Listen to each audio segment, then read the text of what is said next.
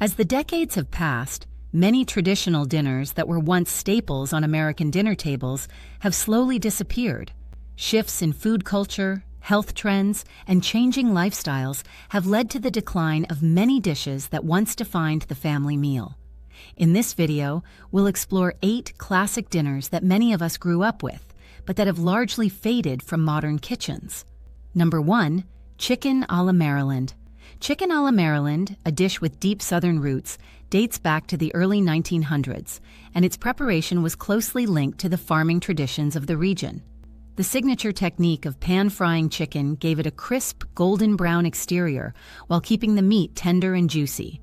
Unlike typical Southern fried chicken, which is often dry-fried, chicken a la Maryland was cooked in a shallow layer of fat, typically butter or lard, giving it a unique texture and flavor. One of the key elements of chicken a la Maryland was the rich cream gravy, made directly from the drippings left in the pan after frying the chicken. These drippings, which captured the essence of the chicken's flavor, were deglazed with cream, creating a thick, savory gravy that was poured over the crispy chicken. The gravy, often seasoned with a hint of salt and pepper, was integral to the dish and set it apart from other fried chicken recipes of the time. The side dishes traditionally served with chicken a la Maryland further contributed to its reputation as a comfort food staple. Mashed potatoes were common, serving as the perfect base to absorb the creamy gravy. Biscuits or rolls were also served to mop up the remaining sauce, highlighting the dish's rustic charm. Corn and green beans were other popular sides, adding a fresh contrast to the richness of the meal. The dish's roots can be traced to Maryland's rich agricultural history, where fresh, locally raised chickens were readily available, making this meal both affordable and filling for large families. It also became a fixture at family gatherings and Sunday dinners, known for its homey, comforting qualities. By the mid-20th century, however, chicken a la Maryland began to fall out of favor. The rise of convenience foods, fast food chains, and a shift towards quicker meals led to simpler fried chicken recipes gaining more popularity. These newer versions of fried chicken, often served without gravy, were easier to make and required fewer ingredients, making them more accessible to busy households. Over time, the more intricate chicken a la Maryland, with its emphasis on pan drippings and gravy, became a relic of an earlier culinary era. While it's rare to find chicken a la Maryland on modern menus, it occasionally appears in Southern-themed restaurants or in the pages of vintage cookbooks. Some chefs are reviving the dish, offering updated versions that stay true to its roots while introducing modern flavors. Despite its disappearance from mainstream cuisine, chicken a la Maryland remains an important part of America's culinary history, showcasing the ingenuity of Southern cooks who transformed humble ingredients into a memorable, comforting meal. Number 2. City chicken. City chicken, despite its misleading name, became a practical and popular dish in urban areas, particularly in the Midwest and Rust Belt regions like Pittsburgh, Cleveland, and Detroit. The dish emerged during the Great Depression when economic hardship made chicken an expensive commodity, especially for working-class families. To mimic the look and texture of fried chicken, pork or veal cubes were skewered onto sticks, breaded, and then fried or baked to a golden brown, creating a dish that resembled chicken drumsticks. One of the defining characteristics of city chicken was its preparation. The skewers were often coated in seasoned flour or breadcrumbs before being browned in a pan or oven. Sometimes the dish was simmered in broth or gravy after browning, which added extra flavor and moisture. The resulting dish had a crispy exterior, similar to fried chicken, but with the tender, juicy meat of pork or veal inside. It was often served with sides like mashed potatoes, green beans, or gravy, making it a hearty, affordable meal for families. City chicken was not only a product of economic necessity, but also a reflection of the resourcefulness of cooks during that time. Given the industrial nature of the cities where it was popular, pork and veal were often cheaper and more readily available than poultry.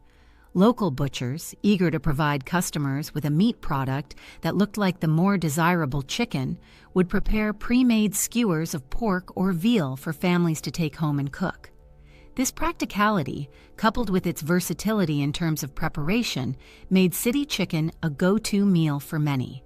As the economy improved in the post-World War II era and the poultry industry began mass-producing chicken at lower prices, the demand for city chicken started to decline. Chicken became cheaper and more accessible, and there was no longer a need to create a substitute. Despite this, city chicken remained a nostalgic favorite for many Midwesterners, and you can still find it on the menus of certain regional diners or in old family cookbooks passed down through generations. Number 3. Turkey Tetrazini. Turkey Tetrazini gained its fame in American kitchens during the mid-20th century, particularly in the 1950s and 1960s. Its origins lie in the need to creatively use up leftover turkey after large meals, particularly Thanksgiving. The dish was named after the famous Italian opera singer Luisa Tetrazini, although it has no clear ties to Italian cuisine. It was considered a quintessential American casserole dish that blended practicality with indulgence. The preparation of turkey Tetrazini involved a rich combination of ingredients.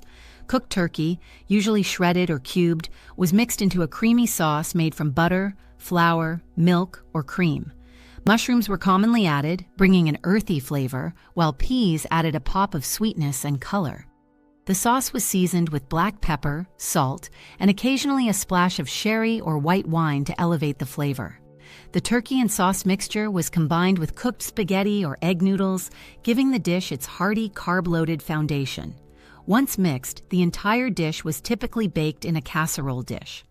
Often, the top was sprinkled with a layer of breadcrumbs or grated cheese, such as Parmesan or cheddar, which created a crispy, golden crust during baking. This topping added texture and a savory contrast to the creamy interior. Turkey Tetrazini was not only a filling meal, but also a relatively simple one to make, perfect for feeding large families after holiday feasts.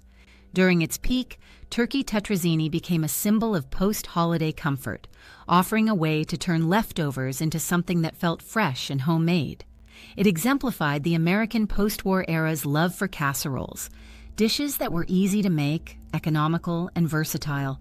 The ease of preparation and ability to stretch leftover turkey across multiple meals made this dish a popular weeknight dinner option in many households. However, as culinary trends evolved, the rich, heavy nature of casseroles like turkey Tetrazini started to fall out of favor. By the 1980s, there was a growing shift toward fresher, lighter, and more health-conscious meals. The creamy sauces and carb-heavy components that once made dishes like turkey Tetrazini comforting were now seen as outdated and overly indulgent. This shift in dietary preferences, along with the decline of casserole culture in general, led to turkey Tetrazini fading from the spotlight. Despite its decline in popularity, turkey Tetrazini holds a nostalgic place in American culinary history. While it's now a rare dish, you can still find references to it in vintage cookbooks and occasional holiday meal planning guides. Some home cooks and food bloggers have attempted to modernize the recipe by using lighter ingredients or substituting healthier options like whole grain pasta or Greek yogurt in place of heavy cream. Nonetheless, the traditional version remains a memory of mid-20th century American comfort food, celebrated for its practicality and satisfying flavors. Number 4. Smothered pork chops. Smothered pork chops were a cornerstone of Southern comfort food, especially prominent in mid-20th century American homes. This dish was traditionally made by first pan-frying thick-cut pork chops until golden brown and slightly crispy on the outside. The true heart of the dish, however, was the rich and flavorful gravy that gave it its signature smothered quality. This gravy was often made from the pan drippings left behind after frying the pork chops, creating an intensely savory base.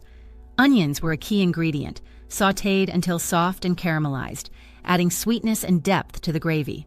To thicken the sauce, a simple roux of flour and broth, sometimes milk or cream, was incorporated, resulting in a thick, velvety texture that coated the chops.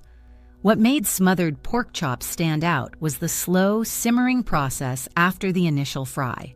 Once the gravy was prepared, the pork chops were added back to the pan and cooked low and slow, allowing the meat to become incredibly tender as it absorbed the flavors of the gravy. This slow cooking method gave the dish its hearty and comforting essence, making it a beloved meal for Sunday dinners or family gatherings. The dish was most commonly served with sides that could easily absorb the gravy, such as fluffy white rice, mashed potatoes, or even grits, further enriching the meal with a starchy base. Collard greens, black-eyed peas, or cornbread were also frequently added, rounding out a complete Southern-style meal. The decline of smothered pork chops in recent decades can be attributed to several factors. As dietary trends shifted toward lighter, more health-conscious eating, the rich gravies and heavier sauces that once defined Southern cuisine became less appealing. Leaner cuts of pork, such as tenderloin or loin chops, also became more popular due to their lower fat content. Moreover, the time-intensive preparation required for smothered pork chops doesn't align with the fast-paced lifestyles of today's households, where convenience often takes precedence over labor-intensive, home-cooked meals. Despite its decline, smothered pork chops still hold a place in the hearts of many who grew up with the dish, and it occasionally makes appearances in soul food restaurants or regional Southern diners. Some home cooks have sought to revive the recipe, making it a nostalgic and indulgent treat for special occasions rather than an everyday meal. The dish remains a testament to the history and heritage of Southern cooking, representing a time when meals were slower, richer, and meant to be savored with family. Number 5. Crepe Susette. Crepe Susette, a dish of French origin, was celebrated in the mid-20th century, particularly in the 1950s and 1960s, as a luxurious and elegant dessert often served at high-end dinner parties and gourmet restaurants. The dish is made from thin, delicate crepes, which are prepared with a batter of flour, eggs, milk, and butter, cooked on a hot skillet until just golden and slightly crisp. What truly sets crepe Susette apart, however, is the signature orange sauce that envelops the crepes. The sauce is made from a combination of butter, sugar, freshly squeezed orange juice, and orange zest, sometimes enhanced with a splash of Grand Marnier or Curaçao for added flavor and aroma. The use of citrus not only adds brightness to the dish, but also balances the richness of the butter. The final flourish, and perhaps the most memorable aspect of crepe Susette, is the flambé.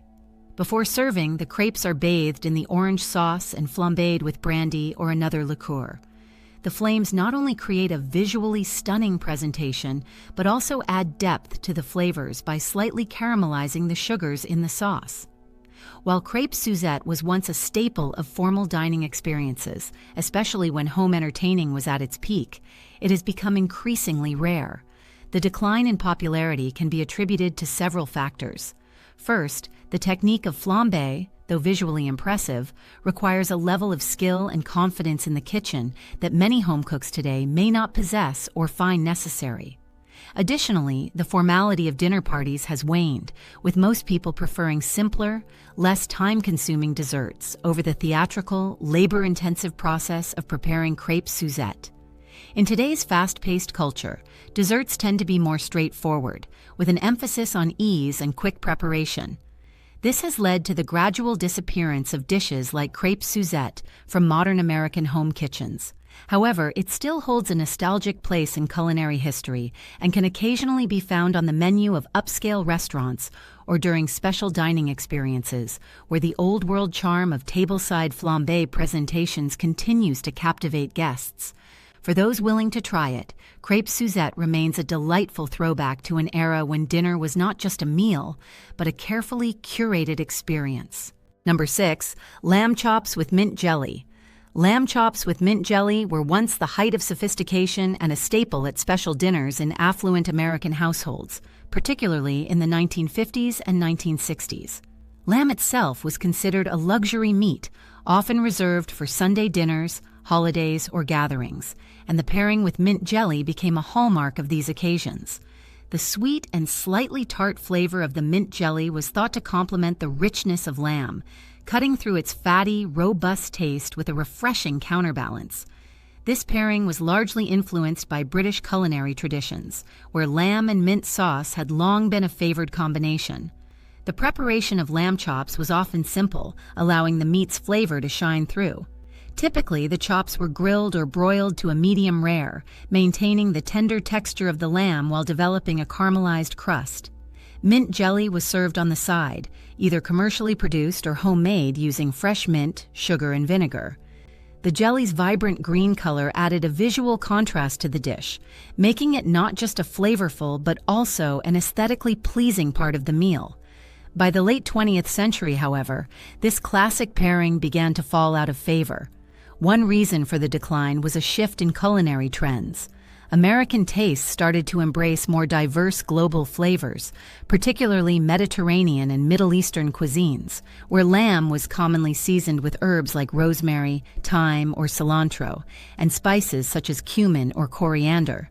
These flavor profiles were seen as more dynamic and bold, gradually pushing the sweeter, simpler mint jelly accompaniment aside. Moreover, as convenience foods became more popular, and the American palate shifted towards leaner meats like chicken or beef, lamb consumption declined overall. The mint jelly, often viewed as overly sweet or old-fashioned, failed to keep pace with modern preferences for savory, spiced condiments.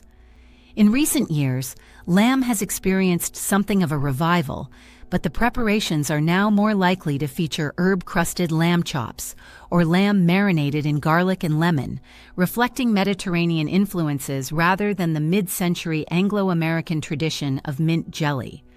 Today, the combination of lamb chops with mint jelly is considered dated, and you're more likely to encounter it as a nostalgic throwback in classic restaurants than in contemporary home cooking. Number 7. Welsh rarebit. Welsh rarebit, with its origins traced back to the 18th century in Wales, was more than just a simple cheese dish.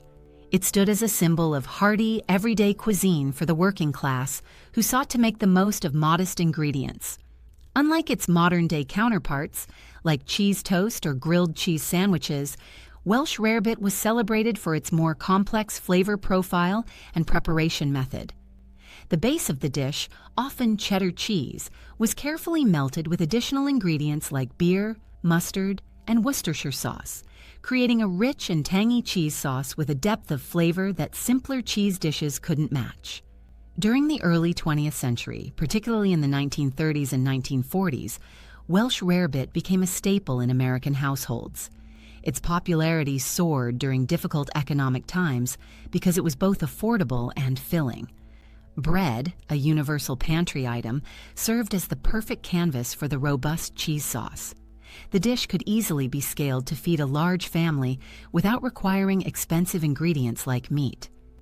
In some households, variations of the dish emerged, such as incorporating eggs, creating what some called golden buck, or even adding bacon for those who could afford a slightly more lavish version. One of the reasons Welsh rarebit was beloved was its versatility.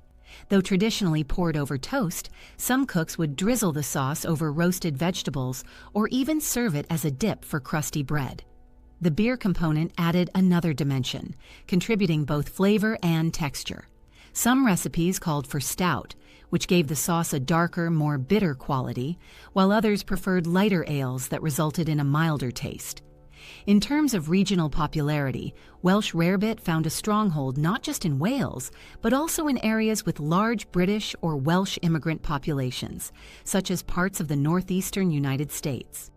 During this time, Welsh rarebit also made appearances in various community and church cookbooks, further embedding it into American food culture. Despite its rich history, the dish began to wane in popularity by the mid-20th century. One reason for its decline was the increasing association with heavy or indulgent meals, which were gradually falling out of favor as Americans became more health conscious. The rise of convenience foods also played a role. The intricate sauce-making process of Welsh rarebit couldn't compete with the ease of pre-packaged, ready-to-eat meals or quick-fix dishes like grilled cheese sandwiches, which required far less preparation. Even today, while Welsh rarebit has faded from the everyday American dinner table, it maintains a place of respect in culinary history, often revisited in gastropubs or as a nostalgic throwback by chefs who appreciate its complex yet humble origins. Number 8. Stuffed peppers. Stuffed peppers became a household favorite in the mid-20th century, particularly from the 1940s through the 1970s, due to their affordability, simplicity, and versatility. The basic concept involved using hollowed-out bell peppers as vessels for a mixture of ground beef, cooked rice, onions, tomatoes, and seasonings. The peppers would then be baked until tender, allowing the flavors of the filling to meld with the slight sweetness of the roasted bell peppers. The dish was practical, as it allowed families to use inexpensive ingredients like rice and ground beef to create a filling, hearty meal. One of the reasons for the popularity of stuffed peppers was their ability to be customized. Some families added cheese to the mixture, either incorporating it directly into the stuffing or melting it on top toward the end of baking. Others used different grains like barley or substituted ground pork for beef.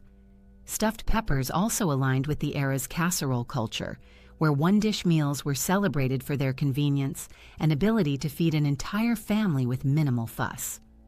As American palates began to evolve in the late 20th century, especially with the influx of more diverse global ingredients and flavors, the classic version of stuffed peppers with ground beef and rice began to fall out of favor. Fresh produce became more accessible, and home cooks began experimenting with different cuisines and cooking techniques that often prioritized fresher, lighter dishes over the more carb-heavy baked meals of previous decades. The labor-intensive nature of preparing and baking stuffed peppers also contributed to their decline, as people sought quicker, easier-to-make meals. However, while the traditional stuffed pepper recipe has declined in popularity, modern versions still exist, often influenced by global cuisines. Mediterranean-style stuffed peppers might include ingredients like quinoa, chickpeas, or lamb, while Mexican-inspired versions might use black beans, corn, and cilantro. These variations reflect how tastes have shifted toward incorporating a wider variety of flavors and ingredients into everyday cooking. Despite this evolution, the original combination of ground beef, rice, and tomatoes inside a bell pepper remains a nostalgic dish for many, offering a glimpse into mid-century American dining habits.